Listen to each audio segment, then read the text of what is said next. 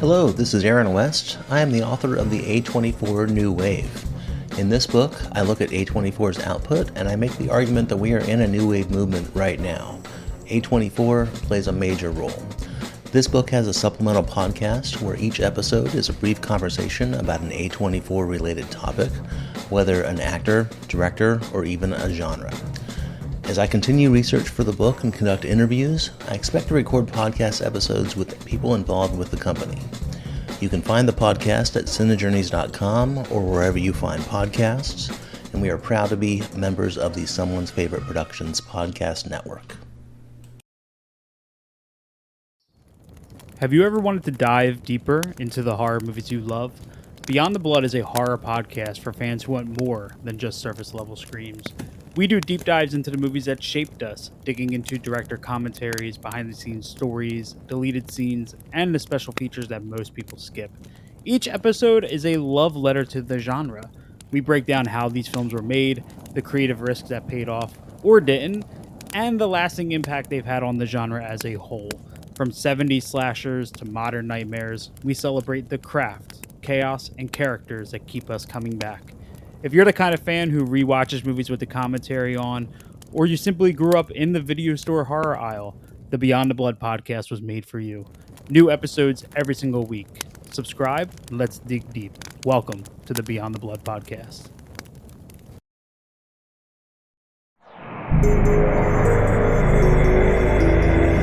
Weirding Way Media.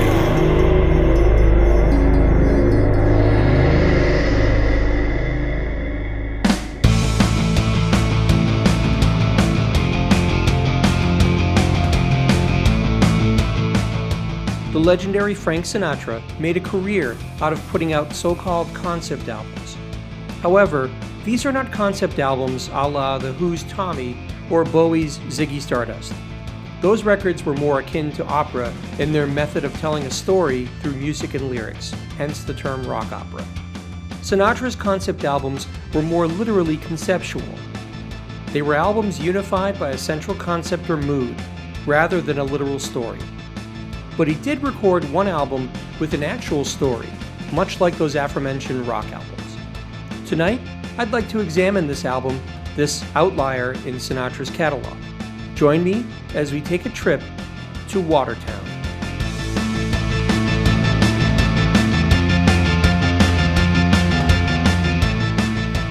Hello, listeners, to another special episode of Noise Junkies. I'm HP. This episode, I'll be discussing the 1970 album Watertown, produced by Bob Gaudio and co-written by Bob Gaudio and Jake Holmes. I'm going to be perfectly honest, I was never that much of a Sinatra fan. I recognize his place in the pantheon of pop music and respect all that he brought to the art form. But it always seemed like old music to me. The sound of Sinatra's records didn't captivate me. It sounded old and lo-fi to me when I was first getting into music. Frank Sinatra was always either a really old-looking guy performing standards on TV, or he was in old documentaries, a then youthful guy singing jazz pop in fuzzy kinescopes that I couldn't relate to either. But all that changed when Watertown was reissued in 2022 with a fresh new remix and additional bonus tracks. I've always been a sucker for a deluxe reissue. I can't tell you how many older albums I've been able to discover because a record company took the time and effort to give it an old spit shine and re-release. Frank Sinatra's career was at a bit of a crossroads in the late 60s. His brand of crooning was out of step with the rock music of the hippie generation. His record sales were low. He'd already made a residency at the Sands Casino in Vegas, which in itself could be taken as a sign that his career was slowing down. In an effort to reverse his fortunes, he decided to enlist Bob Gaudio to produce his next album. Who's Bob Gaudio, you ask? Well, I guarantee you've heard music that he's written, produced, or performed. As a founding member of the Four Seasons, he co-wrote the majority of their big hits. Sherry, Can't Take My Eyes Off of You, Big Girls Don't Cry, Walk Like a Man, December 1963, Oh What a Night, all were written or co-written by Bob Gaudio. And for other artists, well, he wrote The Sun Ain't Gonna Shine Anymore for the Walker Brothers.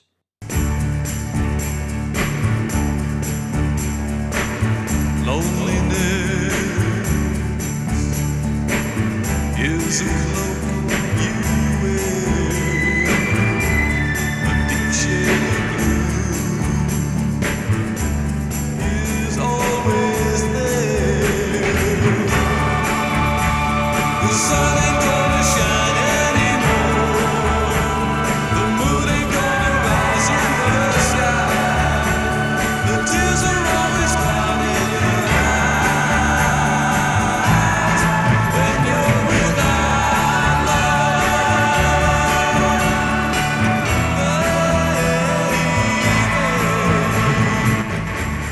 Later, Gaudio would produce You Don't Bring Me Flowers for Neil Diamond and Barbra Streisand. You don't bring me flowers. You don't sing me love songs. You hardly talk to me anymore when I come through the door at the end of the day. I remember when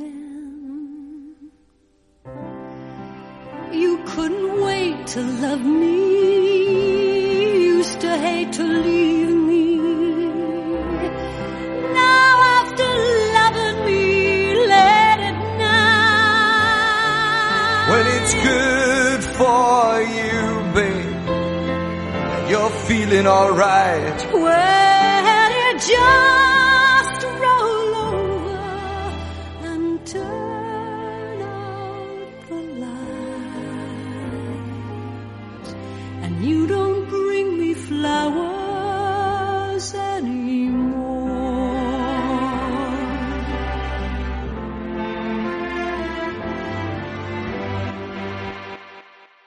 Gaudio was quite the music heavy hitter, and with his list of credits, it's easy to see why old Blue Eyes would want to work with him. However, I'm not sure if Sinatra was really prepared for what Gaudio and his writing partner Jake Holmes were going to present to him. You see, Gaudio was going through an interesting phase in his own career. Spurred on by the Beatles' Sgt. Pepper album, Gaudio sought to move the Four Seasons into the realm of socially conscious music. One night, he went to the Bitter End, a club in Greenwich Village, and saw a folk singer named Jake Holmes performing.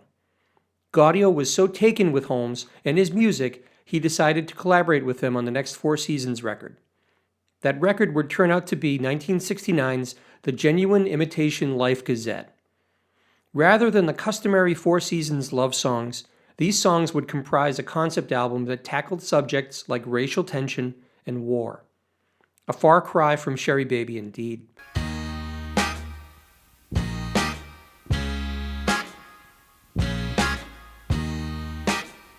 Chameleons changing colors while a crocodile cries. People rubbing elbows but never touching eyes, taking off their masks, revealing still another guy's genuine imitation life.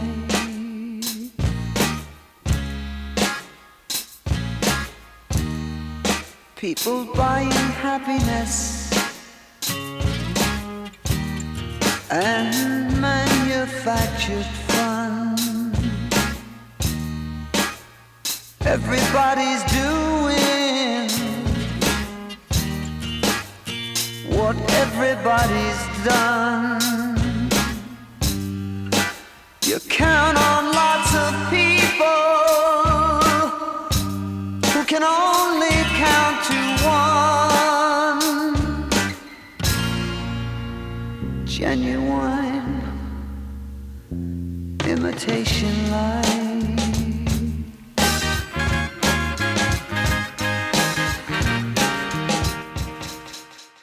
And much of the credit for this shift in focus must go to Jake Holmes.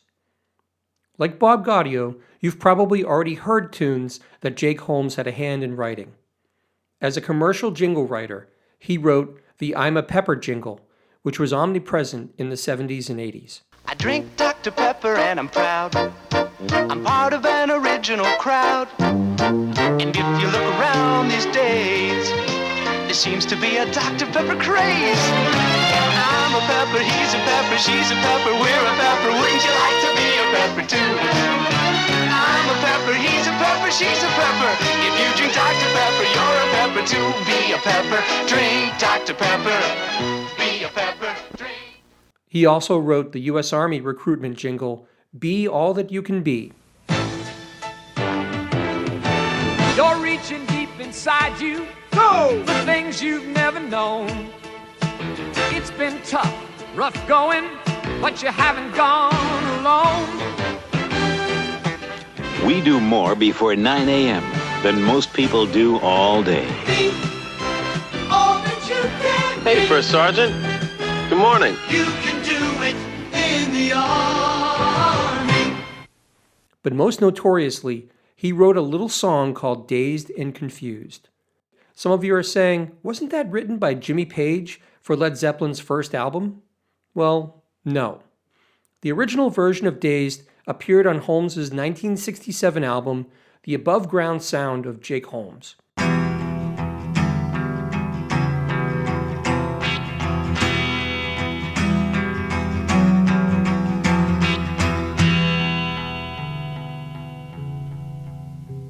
I'm dazed and confused.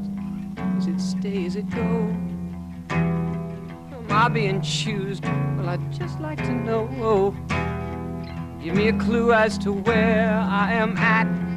I feel like a mouse and you act like a cat.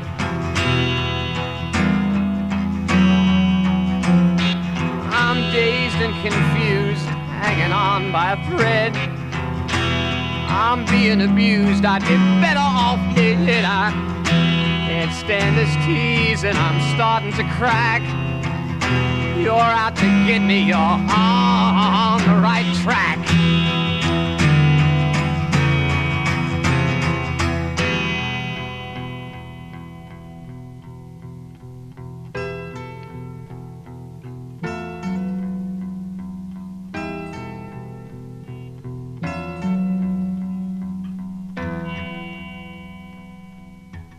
In August 1967, Holmes opened for the Yardbirds, Page's first band, at a gig in Greenwich Village.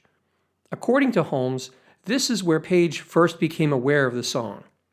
It was later released on the live album Yardbirds 68, credited to Jimmy Page alone.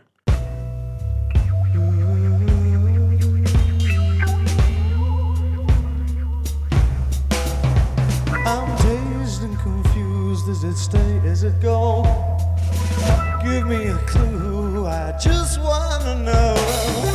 Give me a clue as to where I am at. You feel like a mouse and you act like a cat.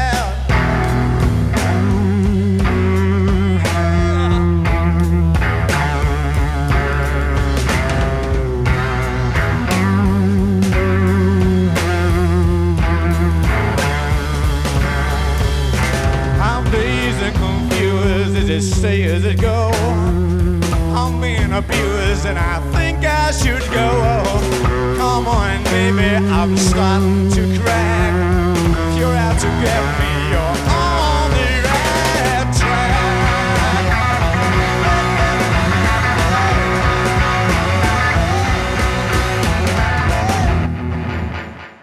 Eventually, Page recorded the song again with his then new group, Led Zeppelin, again credited solely to Page, and this is likely the version that you've heard.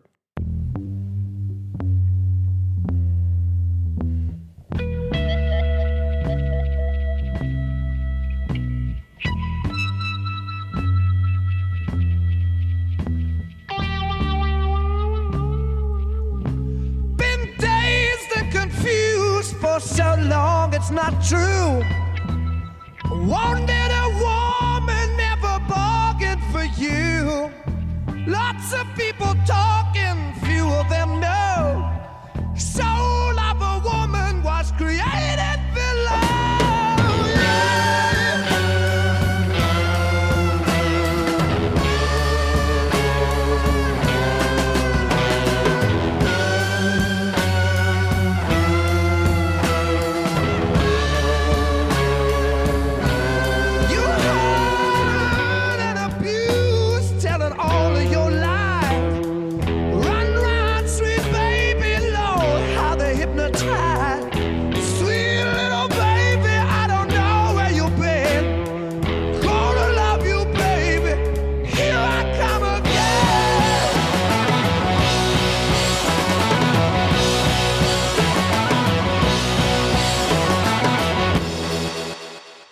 Over the years, Holmes fought in court for his songwriting credit, eventually settling with Page for an undisclosed amount in 2011. The version on the first Zeppelin album is now credited to Page, inspired by Jake Holmes. As for Sinatra, he was likely feeling the pressure of his career's downward trajectory by now, and some resentment at the new generation of rock musicians coming up. He likely felt the urge to prove his continued worth, to show that he could still produce hits. Sinatra must have wanted the Bob Gaudio behind those monster Four Seasons hits. What he got was the Gaudio who used his cachet to push the bounds of ambition on the genuine imitation Life Gazette. What Sinatra got was Watertown. Watertown is a concept album that tells the story of a man living in a small, boring town called, you guessed it, Watertown. The man's wife has left him and their 2 young sons to seek a more exciting life for herself in the big city. He spends the entirety of the album describing his loneliness and longing for her return. As cited in Pitchfork's review of the reissue, these are, on the whole, the sparsest and saddest songs that Sinatra ever sang.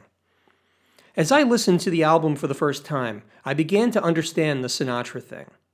As he sings these lovely songs of heartbreak, longing, and hope, you feel every drop of emotion in his delivery. One of the things I cherish about Watertown is how down-to-earth the whole story is. There's no outsized drama, no explosions of emotion or action. Just a lonely, sad guy who still loves the wife that left him and their family and aches for her return. Take this line from the second song on the album, "Goodbye," she quietly says. There is no big explosion, no tempest in the tea. The world does not stop turning round, there's no big tragedy. Sitting in a coffee shop with cheesecake and some apple pie. She reaches out across the table, looks at me and quietly says, goodbye. Goodbye, said so easily, goodbye, said so quietly, goodbye, goodbye, goodbye.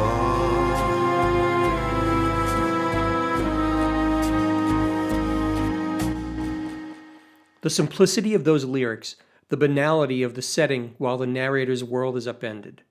Breakups seldom happen like they do in the movies or TV. They usually happen in the midst of the mundane. While the rest of the world goes on about their business, a man's world crumbles quietly over cheesecake and apple pie. The matter-of-fact details of life underpin the entirety of Watertown. Throughout the album, the narrator expresses himself through what appear to be a series of letters to his wife. In the song Michael and Peter, small details of the narrator's day-to-day struggles creep into the lyric. Sinatra mentions an old man who mows the lawn, who can't help asking where his wife has gone. It's such a little detail, but exactly the kind of casual encounter that eats away at the narrator each and every day. John Henry came to cut the lawn. Again he asked me where you'd gone. Can't tell you all the times he's been told, but he's so old. Yes, that's all the news I've got today. At least that's all the news that I can say. Maybe soon the words will come my way. Tomorrow. One thing I find remarkable about the depiction of Watertown's narrator is the utter lack of anger in his attitude towards his wife and her abandoning the family.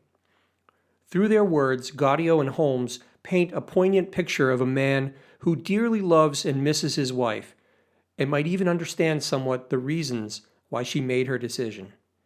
In the song, I Would Be in Love Anyway, the narrator admits that, even knowing that she would someday abandon their family, he would still not change a thing. If I knew that you'd leave me, if I knew you wouldn't stay, I would be in love anyway. Sometimes I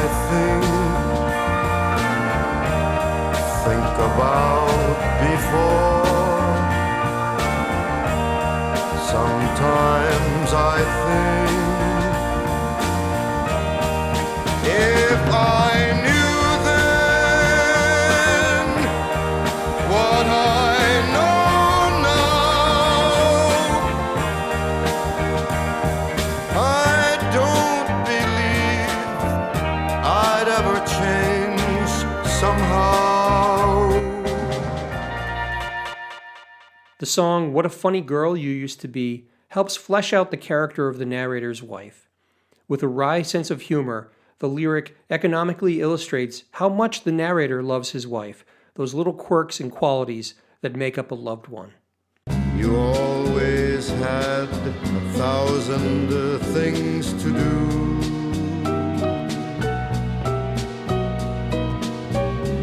Getting all involved in something new. Always some new recipe.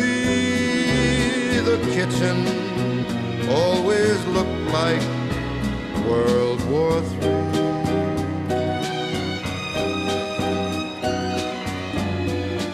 What a funny girl you used to be.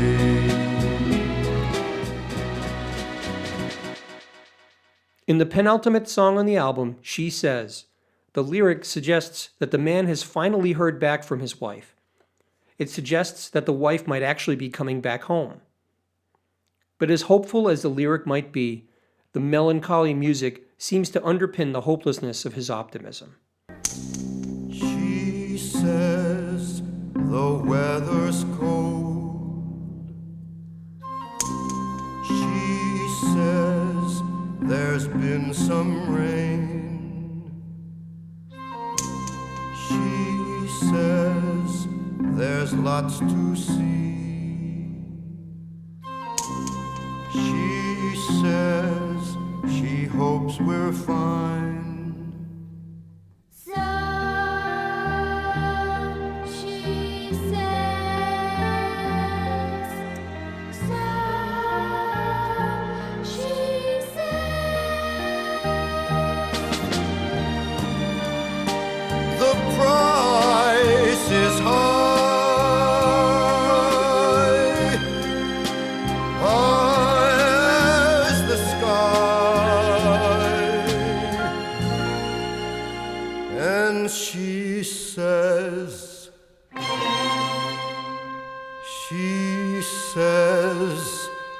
she's coming home.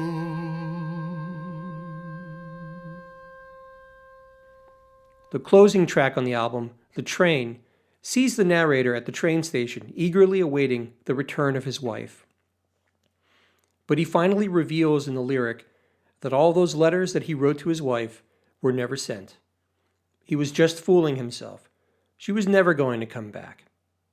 And in the closing lyrics of the song, his tears mix with the rain as he watches the train leave once again. The crossing gate is coming down. I think I see the train. The sun has gone and now my face is wet with heavy rain.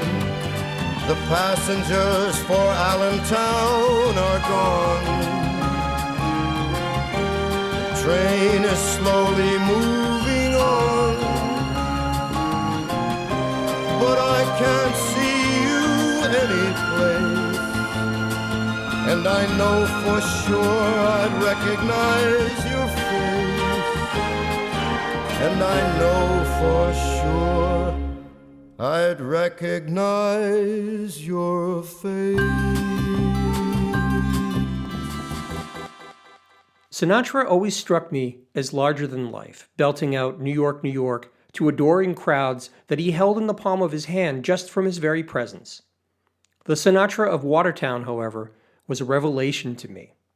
His performance at turns is haunted, precise, lonely, resigned, despondent.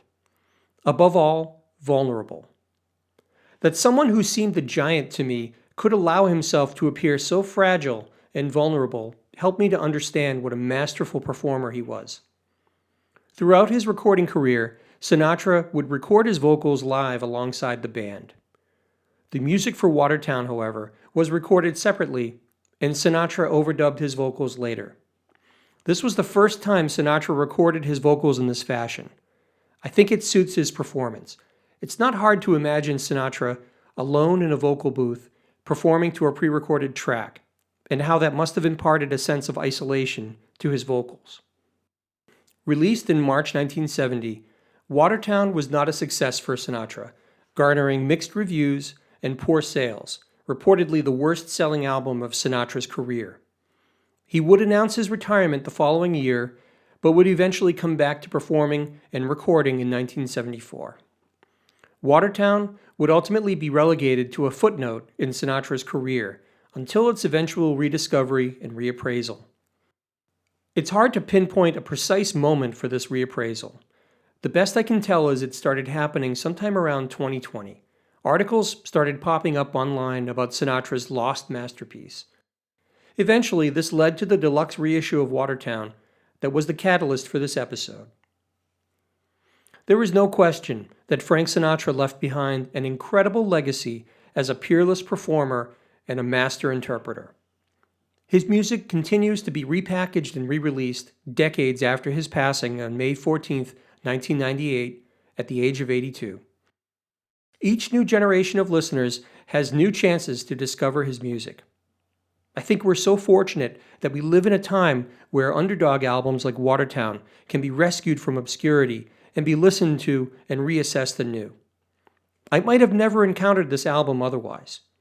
For anyone who thinks, like I did, that they just don't get Frank Sinatra, give Watertown a try. It's well worth the journey. That's it for this episode of Noise Junkies. Thank you for indulging me once again. When I'm not listening to music, you can find me elsewhere on the Weirding Way Network. I co-host the Night Mr. Walters, a Taxi podcast, alongside Midnight Viewing's Father Malone, and I'm an occasional guest on the Culture Cast with Chris Dashew. And I have a Bandcamp site, hpmusicplace.bandcamp.com, featuring a brand new album, just released, called Wired and Waiting. As always, please feel free to write us, rate us, review us. We'd love to hear from you in any manner you choose. Thanks again for listening, and we'll see you again next time.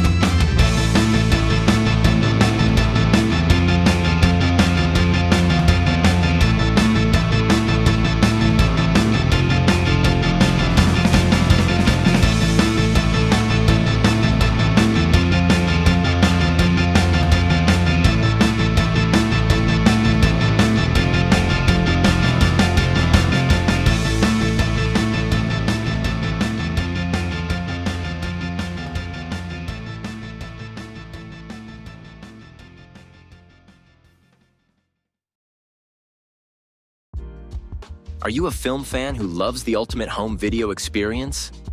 Look no further than The Disconnected.